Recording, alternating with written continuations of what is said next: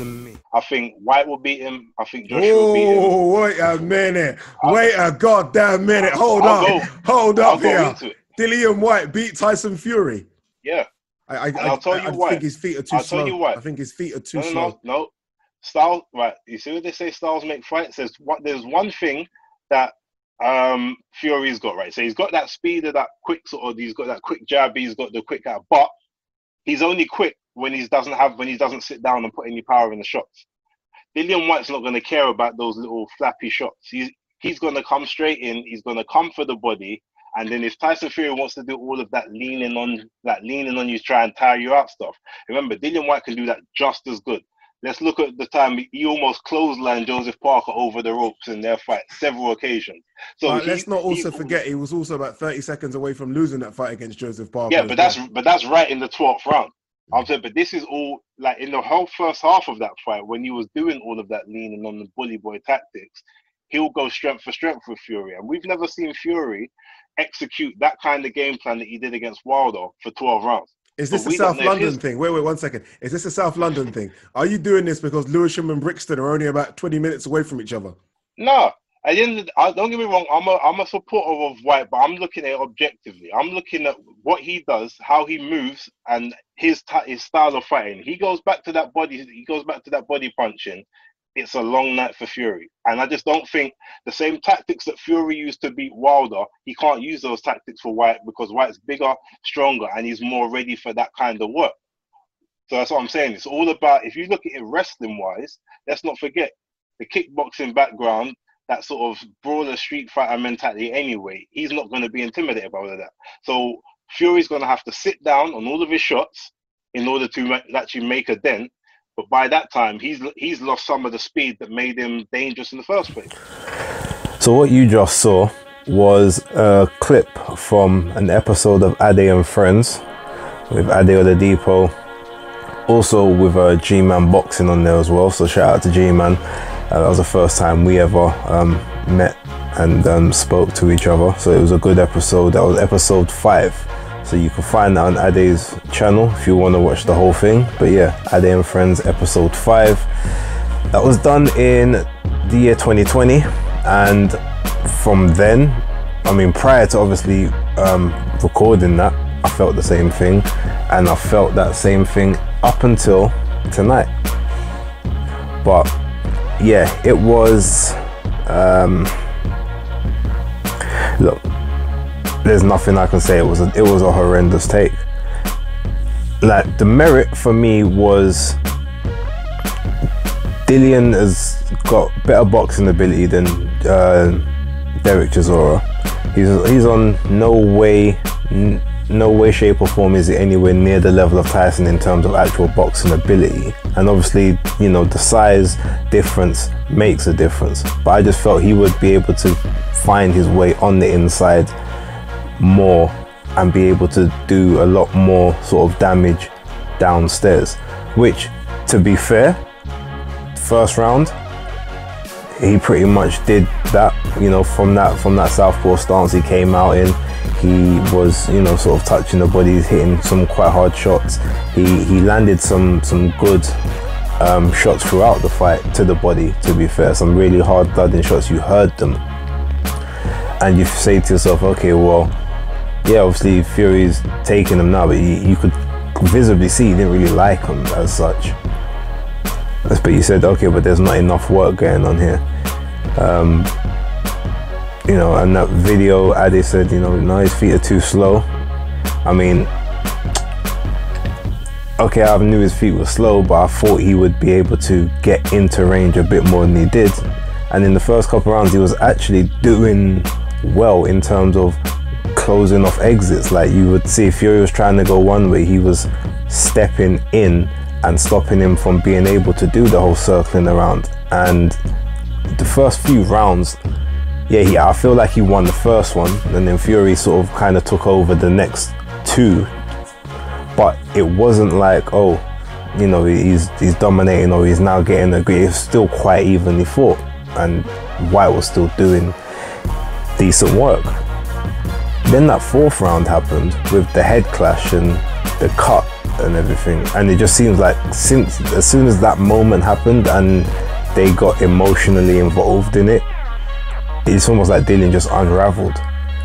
Now that's not to say that he was gonna now win the fight anyway. I'm not saying, you know, in hindsight this was, but his shape, everything clearly changed after the whole head clash and the cut and the grappling in the corner for like 30 seconds that the ref couldn't break up. It was, yeah, that just almost seems like whatever game plan he had, just emotionally he checked out and just decided that no, I'm just going to try for the you know, the big shot here, and I'm just going to try it, and that's all I'm looking for now. So he was literally just looking for these single shots after that, which was the worst thing to do, because essentially that's Deontay Wilder territory. Anyone can avoid one shot singular here and there. I guess we got to talk about that chin. There's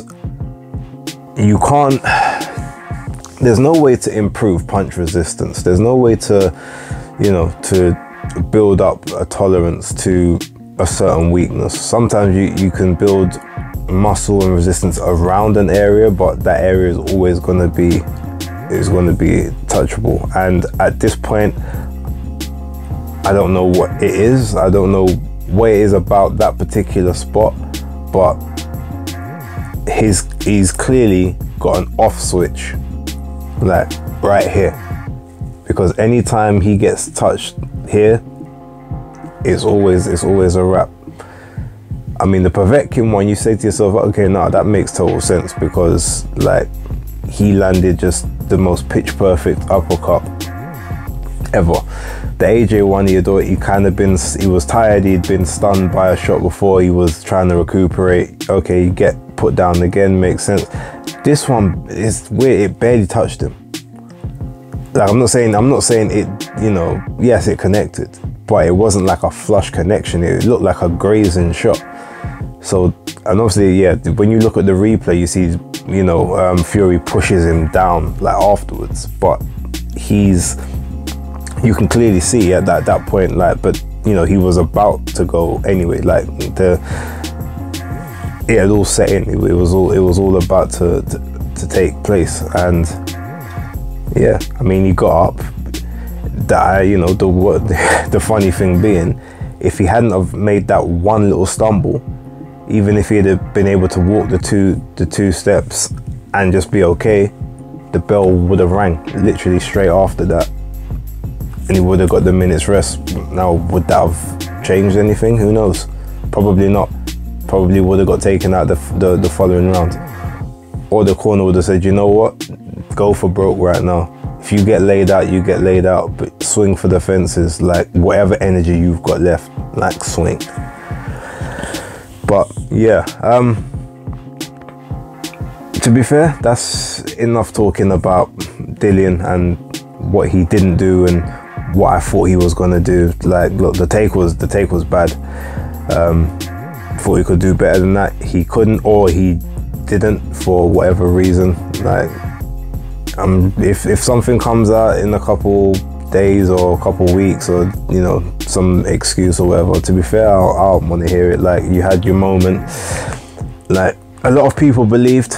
I was one of them. Like I said, I've been believing for the last 2 years, and this isn't a slate Dillian Whyte video. Like, I don't want anyone to misinterpret that. It's just, I guess the reality is, outside of just being levels above you as a boxer, Fury is just levels above in general, and that really hurts me to say. Now, I've got to give Fury his props. Anyone who knows me knows I don't necessarily like Fury on a personal level. Like, professionally, I've always said, look, he's a good boxer. He's a very good boxer, but I've always believed that he's overrated. The resume has always looked funny. There's never been any like really standout victories on there. I never gave much credence to the Wilder victories, because to me, like, Wilder was just incredibly limited anyway. The Klitschko one was the only one where I legit said, okay, cool. But then everyone puts caveats to that. So there's always a caveat you can levy at someone. But whether Dillian Whyte was at the races or he wasn't, Fury nullified pretty much everything that Whyte wanted to do past that first round, maybe the first 3 rounds. His movement was quite good. He wasn't even as herky jerky as he used to be. He had pretty good punch selection, and he was varying the power in the shots, which is something I said in the previous video what Whyte needed to do. You can't just throw everything heavy. Like, you've maybe got to stab one, you've got to maybe do a power level 4 on this one, then like a 7, then go down to a 1, just so you don't even get tired, then ramp it up to a 3, then back to a 2, then a 5, then a 9, like, just so that they never really know what level of shot is coming their way. And that's what Fury was doing. So Whyte was taking some, but then because he was taking some comfortably, he was walking in and getting hit with others that were probably heavier than what he was expecting at the time, forcing him to reset, changing up his game plan. And that's something that Fury can make you do. So look, do I still think he's overrated? By the definition of the word, yes. But do I think he's the best of what we've currently got? Well, Usyk aside, yes, because we don't know about Usyk yet in terms of how that fight matches up. The AJ, I always used to think AJ would beat Fury, just due to sort of combination punching. I'm not sure. Well, this AJ doesn't. The old one maybe. This AJ doesn't. So I've got to say he's the best of the current crop. Now he's saying he's retiring. So if that's the case, I feel like the game is just become a very level playing field for everyone else, apart from maybe Usyk. I would like him to do the sort of the undisputed fight, but he clearly doesn't seem to be that interested in that based on the post-fight press conference I listened to before coming on here. And to be honest, I kind of wish I didn't, because I wanted to give him a lot more praise and a lot more congrats and adulations, but you know, sometimes he says things and it just winds me up, and then I can't give him the necessary praise as a human that I want to. But look, he showed that he was not A-level, but levels above Dillian tonight. You know, congrats to him. He's definitely one of the best out there right now. I feel like there's still work to do if you want to have your name in the, you know, in the annals of time, sort of in the upper echelon category. There is still some work that needs to be done, but if in this modern era, like, this is what a great is now, then yeah, I could take that. I could definitely put him in an ATG category. He said he wants to do exhibition stuff now, so he's looking for Francis Ngannou, who looks to go back to the WWE. So I mean, yeah, if he wants to make his money that way, you know, what can you say? The WBC belt will get released back into circulation, and maybe one of the other champions, whether that ends up being AJ or Usyk, will, you know, petition to be made the mandatory for the immediate unification, like what Canelo Alvarez did. We'll see. Before I go, I can't not address 2 points that I've made previously, and you know, I'm a big enough guy to admit when I'm wrong. Look, like I said, my take was horrible for this, but whether it was 94,000 or not, Wembley was full. I said that I couldn't see it having more than 65,000 in there. I think it was 60. I said I need to check the old video. There was at least 80. There was about 80. I think between 78 to 85, put it in that region somewhere. So there was, you know, it was full. So I have to hold my hands up, like say, look, I was wrong. Does that make him a draw? Yeah, he's a draw that makes him a draw. It does. The only thing we now have to see is my other side of the prediction was the pay-per-view numbers. I said that,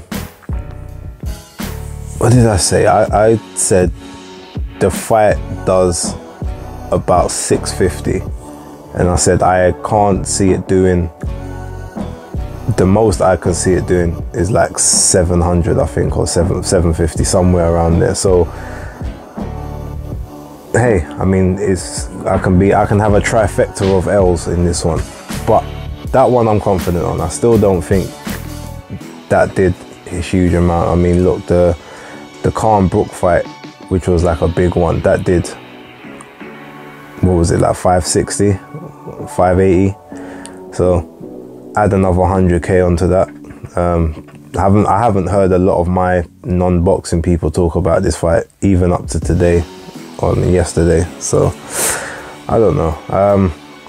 But yeah, is there anything else? There's something else I'm sure I'm missing, and I'm sure Brendan or someone else will be in the comments saying, "No, you said this as well." Off the top of my head, all I can remember is I got the attendance wrong,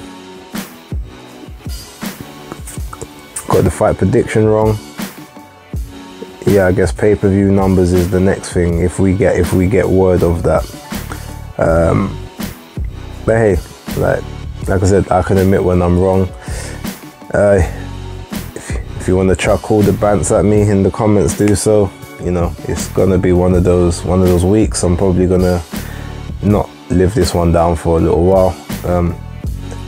But I want to also make it clear before I go that my predictions and everything on this fight was not predicated on any sort of bias towards Dillian and his plight with the WBC, anything like that. I just legit thought that he could win this fight, and I've given my reasons in other videos as to how that worked out.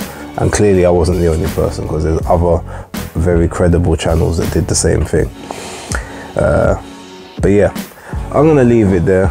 I'm gonna get some rest, lick my wounds, so to speak, and yeah, on to the next one. So until next time, thanks for watching. Please like and subscribe. Hardcore Casual out.